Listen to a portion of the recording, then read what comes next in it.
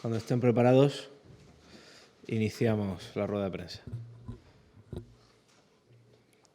¿Ya? Muy bien. Buenas tardes a todos. Quiero comenzar mi intervención con un mensaje de agradecimiento y de esperanza para el 1,5 millones de murcianos. Tenemos que celebrar que por 10º día consecutivo no ha habido ningún fallecimiento causado por COVID-19 en la región de Murcia. Es sin duda una magnífica noticia. Demuestra la responsabilidad con que la población ha asumido desde el inicio de la pandemia las recomendaciones de las autoridades sanitarias. A pesar de ello, es muy importante que no caigamos en la autocomplacencia. No podemos rebajar el cumplimiento de las medidas creyendo que ya está todo hecho. No caigamos en la precipitación ni nos dejemos llevar por el egoísmo, poniendo en peligro todo lo que hemos logrado hasta ahora, que es mucho y de lo que podemos estar todos orgullosos como sociedad. Esa actitud ejemplar de la sociedad de la región de Murcia será siempre recordada. No podíamos permitir que ese comportamiento extraordinario de colectivos, de personas, de todos y cada uno de los que viven en esta región pasara de largo y no quedara registrado en nuestra historia.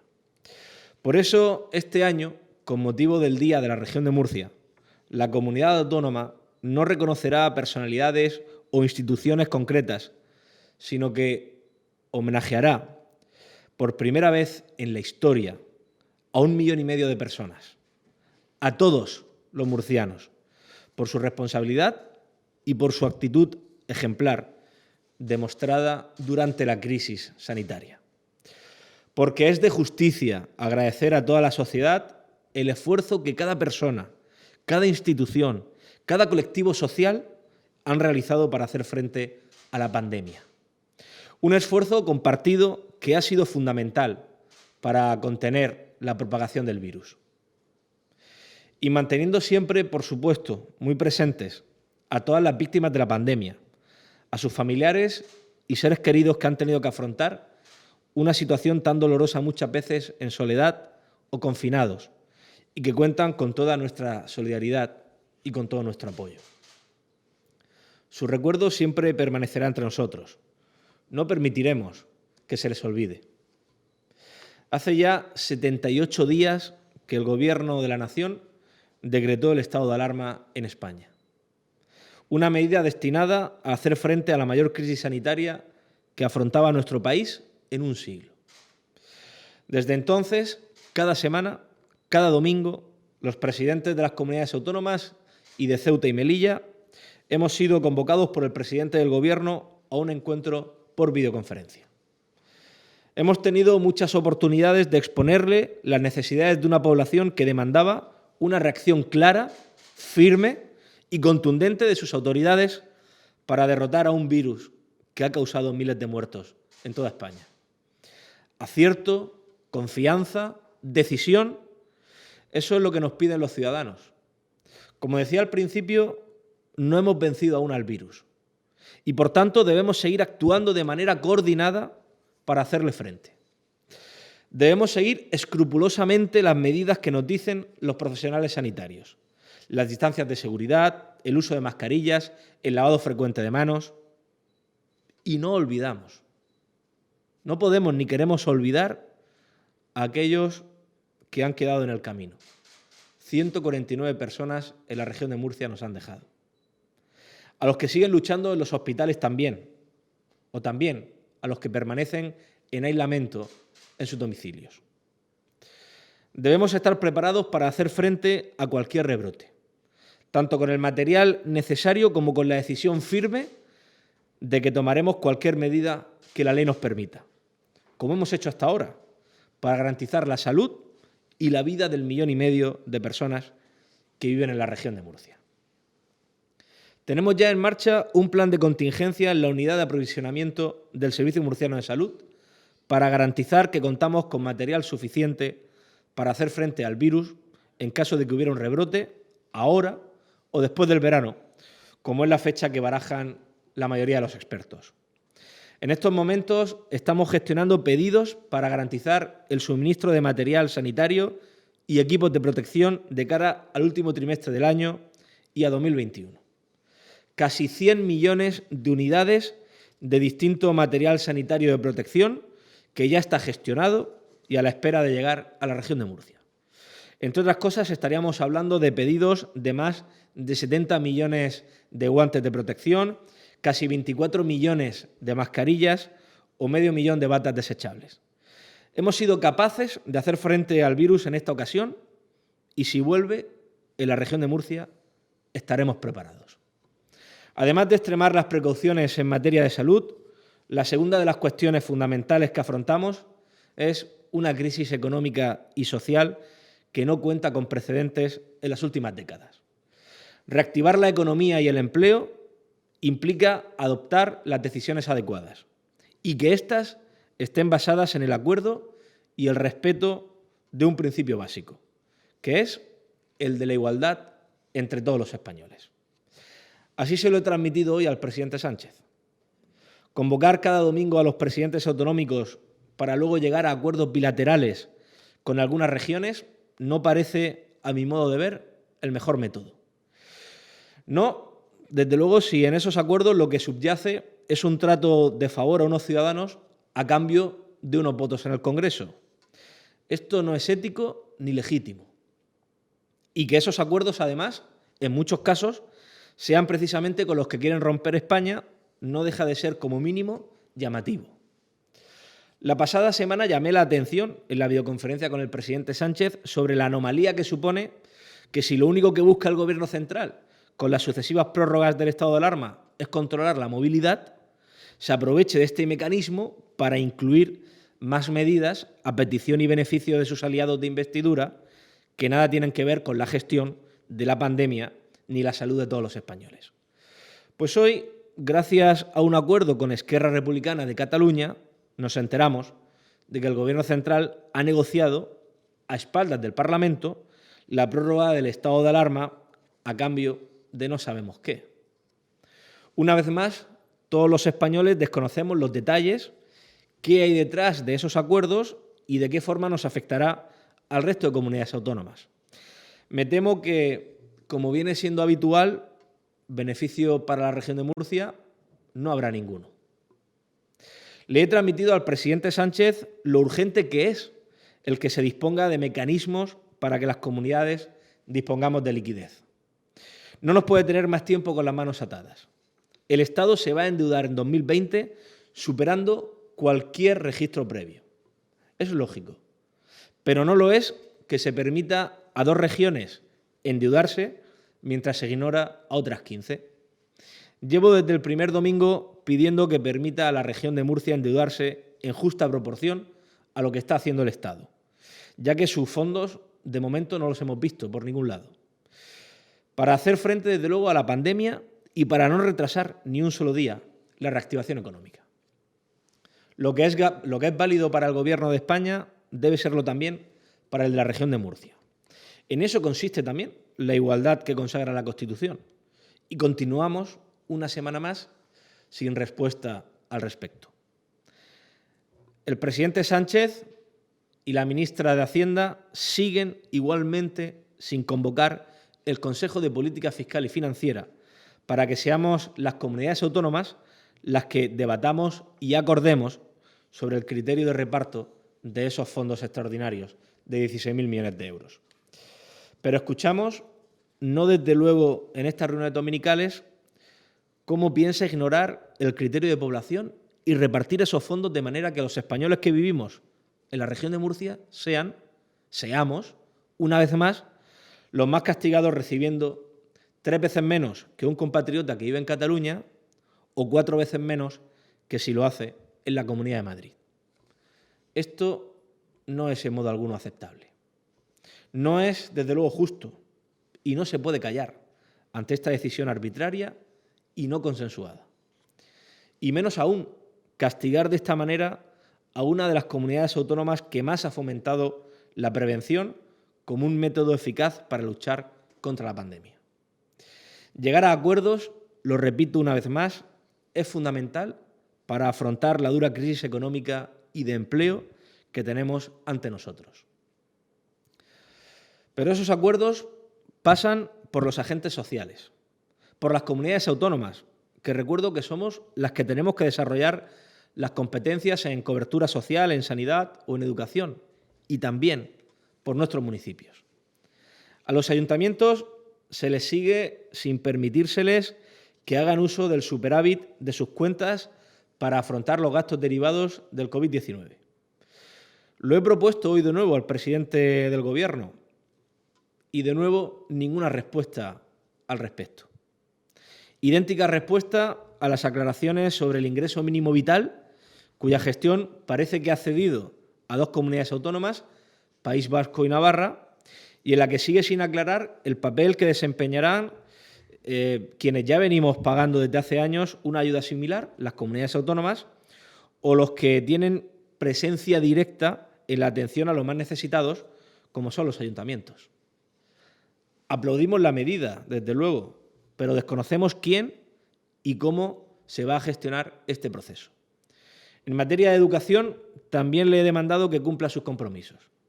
Nos dijo que iba a enviarnos un protocolo para las escuelas infantiles y no lo ha hecho. Hoy se lo he vuelto a reclamar junto a otros presidentes autonómicos y nos dice que lo están ultimando por parte del Ministerio de Sanidad. Le he transmitido que si mañana no hemos recibido ese protocolo sanitario para la apertura de las escuelas infantiles, enviaremos una propuesta desde la Comunidad Autónoma de la Región de Murcia para que sea validada por parte del Ministerio de Sanidad. Parece cuanto menos extraño que haya recomendaciones de la autoridad competente para la distancia que debe haber entre mesas en un bar y no para la apertura de las escuelas infantiles. Hoy, del mismo modo, durante la videoconferencia y ante la petición unánime de presidentes para que hubiera un criterio común para el inicio escolar, el presidente Sánchez nos ha recordado, como si no lo supiéramos, que es competencia de las comunidades autónomas. Es decir, mucho me temo que habrá 17 inicios de curso diferentes. No me resigno, le insisto en que es necesario que unifiquemos un criterio. El Gobierno de la Región de Murcia no espera de brazos cruzados a que llegue desde Moncloa una solución razonable y ya estamos trabajando en definir cómo va a ser el inicio del curso y qué cambios va a suponer respecto al modelo actual. Para ello se ha constituido una comisión interdepartamental en la que técnicos de las consejerías de Salud y de Educación valorarán las diferentes medidas necesarias para que los alumnos de la región de Murcia puedan acudir a clase en septiembre de una forma segura desde el punto de vista sanitario. Desde el principio he respaldado y también he pedido la decisión de controlar la movilidad, de coordinar las actuaciones sanitarias. Creo que el único camino para construir juntos la España de la reactivación es la moderación, el diálogo y el acuerdo en pos del interés común. Un consenso social que es más que político. Acuerdos que, como defendemos en la región de Murcia, se centren en ayudar a las personas, en apoyar a quienes crean empleo, a los autónomos, a los emprendedores, a los empresarios, y siempre trabajando de la mano de los sindicatos, de los representantes de los trabajadores. Este es el planteamiento que cada semana traslado al presidente Sánchez y lo seguiré haciendo, por más que otros quieran llevar el debate a una situación de enfrentamiento en la que no me van a encontrar. Para mí solo hay una preocupación, que 1,5 millones de personas que viven y trabajan en la mejor tierra del mundo cuenten con todas las garantías de éxito, con empleo, con servicios adecuados, con el respeto total a ser tratados en igualdad a todos los españoles. Y para ello es fundamental implementar todas las medidas necesarias para recuperar la actividad de un sector tan vital en la región de Murcia como el que conforman la hostelería y el turismo. Todas las que sean necesarias, repito. Por eso seguiré pidiendo la adopción de medidas de apoyo al sector en el ámbito fiscal y laboral. He vuelto a reivindicar hoy medidas de estímulo como la reducción del IVA al 4% y la elaboración de un protocolo claro para la llegada de turistas. Que los turistas extranjeros sepan a qué atenerse una vez que vayan a realizar sus reservas hoteleras para estas vacaciones en España. Sería positivo una reunión exclusiva sobre turismo entre los presidentes autonómicos y el presidente del Gobierno y la ministra de Turismo. Por supuesto, la prórroga de los ERTEs hasta septiembre es más que necesaria y se lo he vuelto a demandar al Gobierno central en la mañana de hoy. Vamos a seguir avanzando. La prudencia y el hacer bien las cosas son la mayor garantía para conseguir el éxito. Tras una semana en que han tenido que extremar su precaución y su paciencia, mañana los habitantes de Totana verán cómo por fin llega la llamada fase 2 a su municipio. Y me gustaría en este punto reconocer la responsabilidad y la prudencia de todos los vecinos de Totana, la colaboración de las autoridades locales y el trabajo de los profesionales sanitarios. Todos los habitantes de la región de Murcia estamos, por tanto, en las mismas condiciones para afrontar la reactivación, que conseguiremos sin duda alguna, pero en la que no debemos descuidarnos y, desde luego, seguir extremando la prudencia. Os pido especialmente y de forma encarecida que cuidéis y prestéis atención a este aspecto, al de la responsabilidad, al de la seguridad, al de la prudencia. La cercanía del verano, nuestro clima, la suerte de vivir en la región de Murcia, o lo que es lo mismo, en la mejor tierra del mundo, nos invita a disfrutar de ella. Si lo hacemos con cuidado, cumpliendo con lo que las autoridades sanitarias nos indican, evitaremos cualquier retroceso y haremos que pronto volvamos a una normalidad que todos echamos ya de menos. Muchas gracias y ahora sí, quedamos a su entera disposición para cuantas cuestiones tengan a bien hacer. Buenas tardes, presidente. Buenas tardes, consejero. Ya están conectados los compañeros de los medios de comunicación, así que comenzamos ya con este turno de preguntas. En primer lugar, tiene la palabra Sonia Aillán, de Onda Regional de Murcia. ¿Qué tal? Buenas tardes, presidente y consejero. Tengo varias preguntas. La primera es sobre esa prórroga del estado de alarma, esa fase 3 en la que las comunidades autónomas podrán tomar ciertas decisiones, no en cuanto a la movilidad, pero sí muchas, como por ejemplo recortar esa fase. No sé si la perdona, Sonia, ¿puedes repetirlo? ¿Sí? O quizá acercarte más al micrófono? Es que no escuchamos bien la pregunta. Gracias. Bueno, era en relación a la prórroga del estado de alarma y esa capacidad de las comunidades autónomas para poder decidir cuestiones como acortar la fase, no en relación a la movilidad, que eso es del Gobierno de la Nación, pero sí que hay cierto margen de maniobra. Me gustaría saber qué plantea para esa fase 3 el Gobierno de la Nación. Y después le quiero hacer una pregunta al consejero de Salud, pero primero eso. Esta mañana el presidente del Gobierno nos ha aportado, lamentablemente, como de costumbre, muchas más dudas que certezas y muchas más incertidumbres que aclaraciones.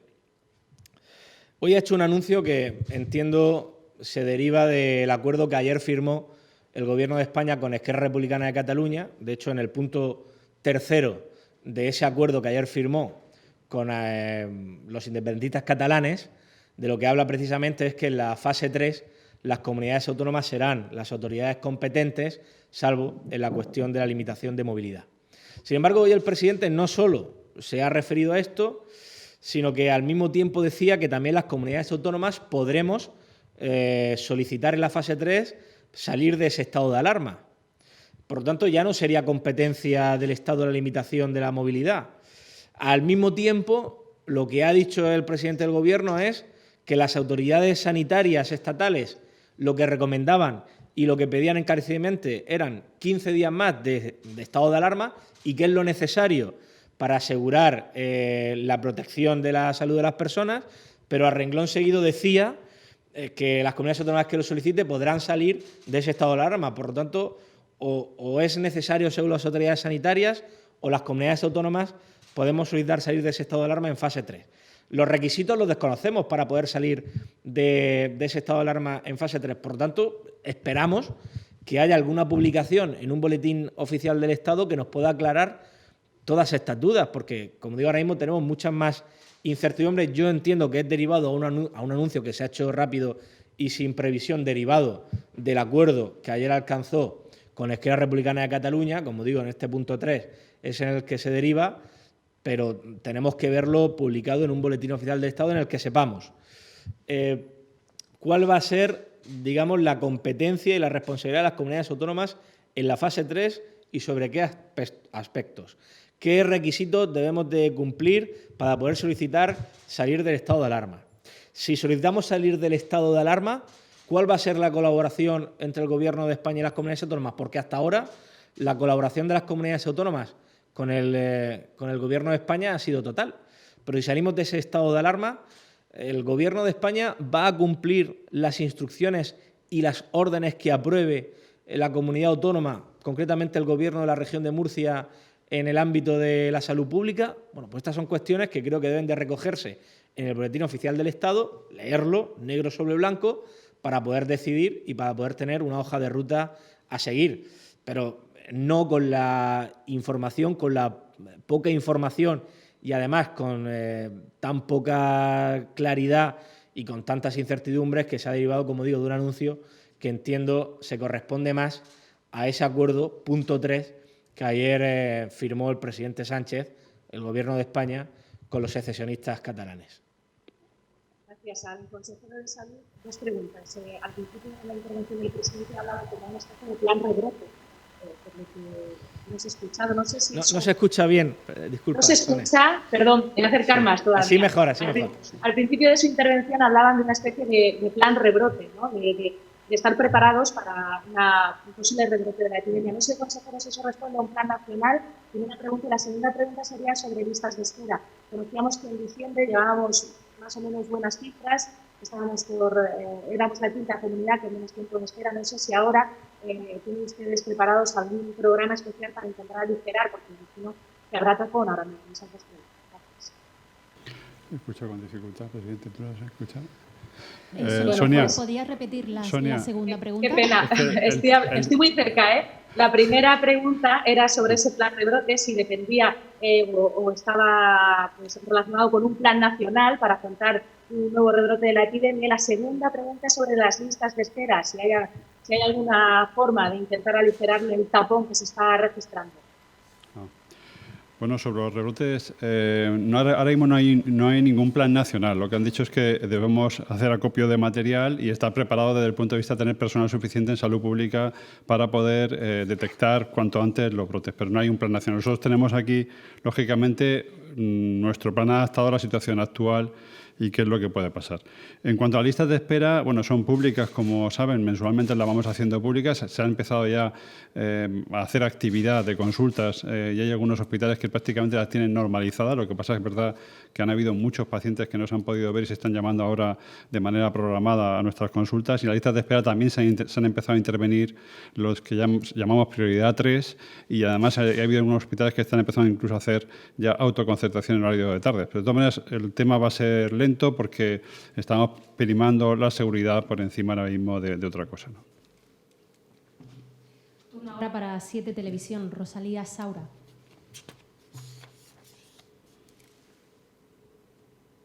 Compañeros. Buenas tardes, presidente, consejero. Mi pregunta va un poquito en la línea, en primer lugar, sobre esa propuesta que ha anunciado que mañana, si el Gobierno de España no presenta una propuesta, un protocolo de actuación para la apertura de los centros educativos de educación infantil, si nos puede avanzar en qué línea iría esa propuesta, porque se ha hablado por los expertos por parte de una ratio determinada de alumnos, de 5 alumnos con una sola educadora por aula. Bueno, en fin, hay un poquito un debate abierto sobre este tema. Si nos podría avanzar un poco el contenido de esa propuesta. En segundo lugar, sobre ese homenaje previsto para el Día de la Región al 1,5 millón de murcianos, si va a haber un acto institucional propiamente dicho o si no va a haberlo. Y en segundo lugar, también si va a haber un acto especial de homenaje a las 149 víctimas mortales que hay en la región de Murcia. Muchísimas gracias. Muchas gracias. La primera pregunta se me... sobre el protocolo de las escuelas infantiles. Sí. Como sabe, el domingo pasado le pedí expresamente al presidente del Gobierno que la autoridad sanitaria competente redactase ese protocolo para la apertura de escuelas infantiles, tal y como había decidido el Gobierno central en el Boletín Oficial del Estado. Me dijo que durante esta semana nos llegaría el protocolo. No nos ha llegado ningún protocolo. Hoy se lo he vuelto a pedir. nos comunican que el Ministerio de Sanidad lo está ultimando y que, bueno, pues que en los próximos días o que lo antes posible nos llegará. Nosotros no podemos esperar más, la incertidumbre, el desasosiego también de las escuelas infantiles es más que evidente, tanto de los profesionales que ahí trabajan como de los padres y de las madres de los niños, y lo que le hemos transmitido es que si mañana no tenemos, como nos dijeron hace 7 días, un protocolo sanitario para la apertura de las escuelas infantiles, nosotros mandaremos una propuesta que está redactando Salud Pública, que irá encaminada, por supuesto, pues a las ratios, a las medidas de seguridad que se tienen que seguir, también a seguir, por supuesto, el estado o los posibles síntomas que pudiera tener los niños y las niñas y qué protocolo seguir en cada uno de esos momentos, pero como digo, por prudencia, lo que nos gustaría primero es que lo valide la autoridad sanitaria competente y después pues darlo a conocer y publicarlo. Y respecto al Día de la Región, estamos en una situación excepcional. De hecho, tal y como ha anunciado hoy el presidente del Gobierno, fruto de su acuerdo con los nacionalistas vascos y con los independentistas catalanes, habrá una prórroga de ese estado de alarma. Por lo tanto, se celebrará el Día de la Región, 9 de junio, tendrá lugar en plena estado de alarma. Y por lo tanto, primero, ni las circunstancias invitan a que sea un acto festivo y multitudinario, y segundo, las medidas de protección, de seguridad y las medidas necesarias para guardar también esas distancias mínimas y demás, los protocolos que debemos de seguir todos los ciudadanos durante la contención de esta pandemia, este estado de alarma, también van a hacer imposible poder celebrar un acto del Día de la Región como hasta ahora. Por lo tanto, lo que decidió el Consejo de Gobierno, lo que acordamos entre los miembros del Consejo de Gobierno, entre los consejeros, es que este año habrá un acto solemne, un acto sencillo, un acto en el que evidentemente el aforo será muy limitado y por lo tanto no se podrá abrir a una celebración pública, en el que por supuesto haremos un reconocimiento a toda la región de Murcia, todos los colectivos. Y es verdad que hemos pensado mucho en esto y todos los consejeros que están cerca de sus sectores, cerca de sus colectivos, pues han transmitido el trabajo encomiable que han hecho durante este estado de alarma para frenar la expansión del virus, para garantizar el abastecimiento de la población, para garantizar la seguridad, para que muchísimos murcianos pudieran estar confinados y seguros en sus casas mientras que otros trabajaban. Y por lo tanto, este ha sido el trabajo colectivo, los buenos resultados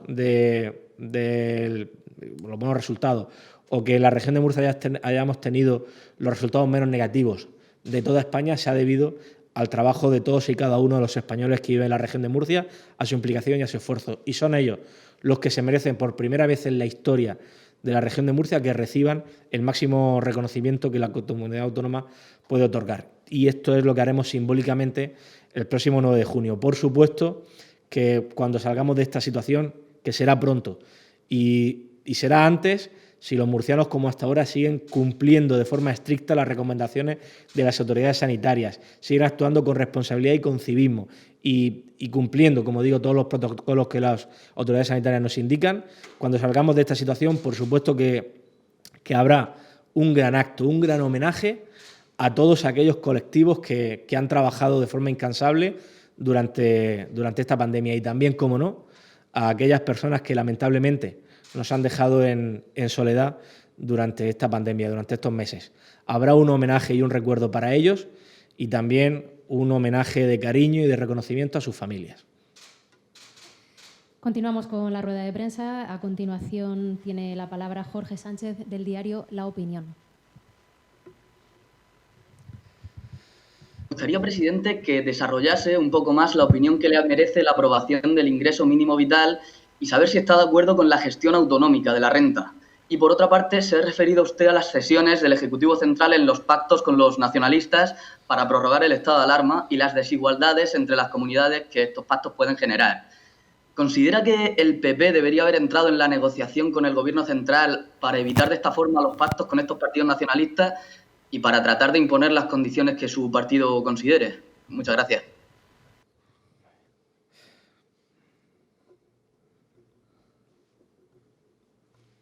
Bien, muchas gracias por la pregunta. En primer lugar, no puedo más que reconocer, agradecer y apoyar la medida del ingreso mínimo vital, como así he hecho públicamente respecto a esta aprobación, y así se lo he transmitido al presidente del Gobierno y lo he hecho delante del resto de presidentes autonómicos. Ahora bien, tenemos muchas dudas sobre esto porque no se nos ha informado de nada. Les recuerdo que las comunidades autónomas tenemos en exclusiva la competencia en política social. Y cuanto menos es sorprendente y llamativo que se apruebe algo tan importante como un ingreso mínimo vital y no se cuente con aquellas administraciones, las comunidades autónomas, que ya estamos llevando a cabo ingresos mínimos vitales en nuestras comunidades autónomas. En la región de Murcia se llama renta básica de inserción. Y nos parece también extraño que tampoco se haya acordado ni dado ninguna información a los ayuntamientos. También se insinuó, vimos publicado, que se podía articular a través de ellos. Por lo tanto, una medida que es buena y así lo reconocemos, pero una medida que no sabemos quién la va a tener que gestionar y cómo se va a hacer. Si van a utilizar a las comunidades autónomas, a los ayuntamientos. Bueno, esto genera cuanto menos dudas e incertidumbres. Y lo que le estoy transmitiendo, estas dudas e incertidumbres, es las que nos transmiten los ayuntamientos y también los que nos transmiten muchos profesionales que trabajan en las administraciones, en los departamentos de política social, y también las dudas que nos están transmitiendo muchos murcianos que ya están llamando para preguntar cómo se va a gestionar y quién lo va a gestionar y no podemos darle respuesta.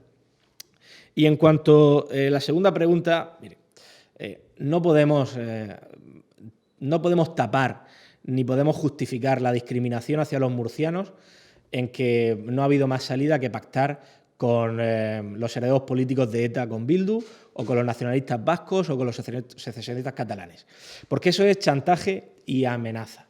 Digo amenaza, por ejemplo, los 16.000 millones de euros que amenazan con tener también que aprobarlos y acordarlos en el Congreso de los Diputados, y que si no tienen el apoyo del Partido Popular, pues tendrán que negociarlos con los nacionalistas vascos, con los herederos políticos de ETA o con los secesionistas catalanes. Mire, la responsabilidad de un gobierno, la responsabilidad del gobierno de todos los españoles es tratar a todos los españoles por igual. Y no puede esconder o justificar la discriminación hacia los murcianos en que no ha tenido más remedio que pactar con los herederos políticos de ETA, con los nacionalistas vascos o con los secesionistas catalanes. Mire, no. Antes que hacer eso, un gobierno no pacta, un gobierno no acuerda con aquellos que quieren romper España, mucho más si ese acuerdo supone discriminar a una parte de los españoles, en este caso del 1,5 millones de murcianos. Y no me vale que se justifique en que no ha podido llegar a un acuerdo con otros partidos políticos. Oiga, pues a lo mejor, quizás, si ponemos la carga de la prueba en el otro bando, en la otra parte de la negociación, si el Gobierno de España hubiera sido sensible a las reivindicaciones del Partido Popular, que eran justas y que eran necesarias, pues no habría tenido que pactar con nacionalistas vascos, con los herederos políticos de ETA o con los secesionistas catalanes. Por tanto, no se puede justificar ni tapar la discriminación hacia los españoles, hacia una parte de los españoles, en esas excusas. Esas son excusas que no son propias de un presidente del Gobierno y de un gobierno de todos los españoles, desde luego. Y continuamos con la agencia EFE, Pedro Lizarán. Buenas tardes, presidente. Buenas tardes, consejero.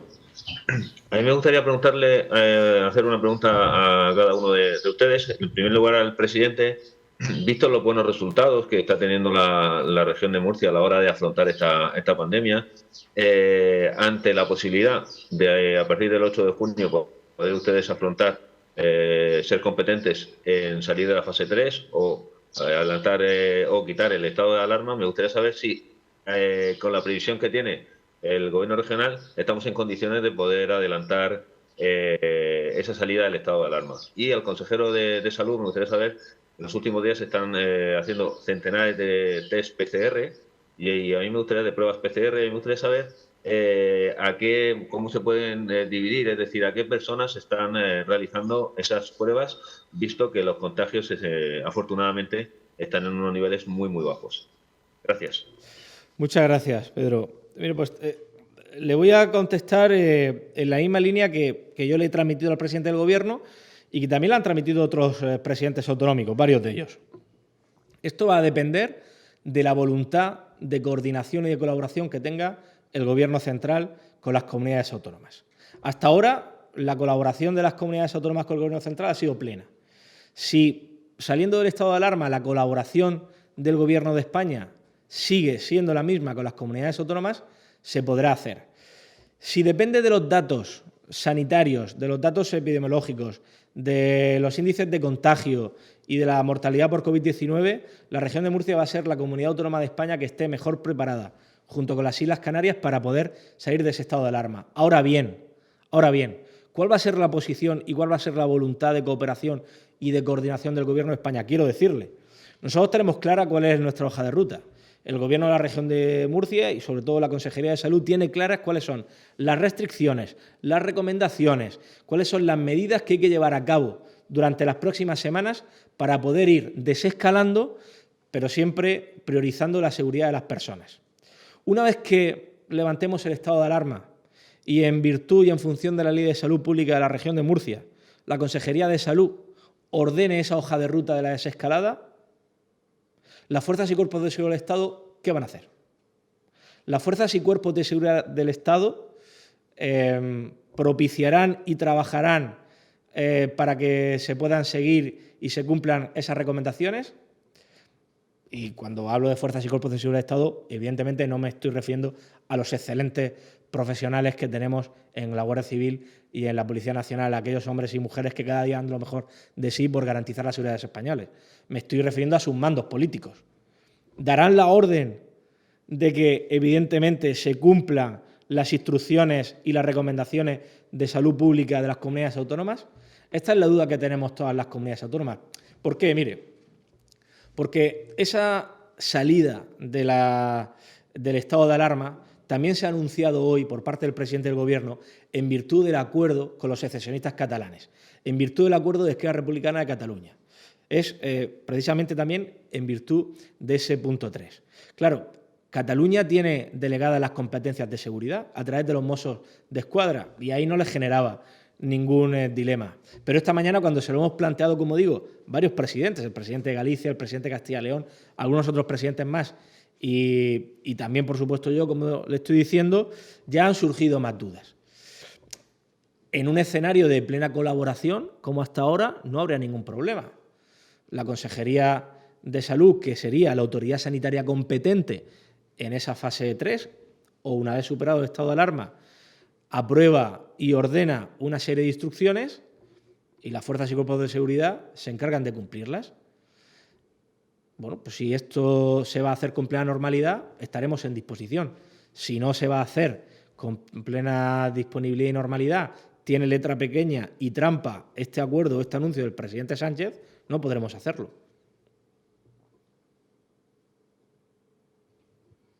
Presidente, no, pero comentabas lo de las PCR. Ahora mismo se están haciendo a todas las personas que tienen cualquier síntoma. Ahora ya los síntomas, ahora que conocemos mucho más la enfermedad, ya no solamente son, como al principio, tos, fiebre, sensación de falta de aire, sino hay otra serie de síntomas en los que son posibles la aparición de una infección por coronavirus, y se hace prácticamente a todos los pacientes que tienen síntomas compatibles, se les hace PCR.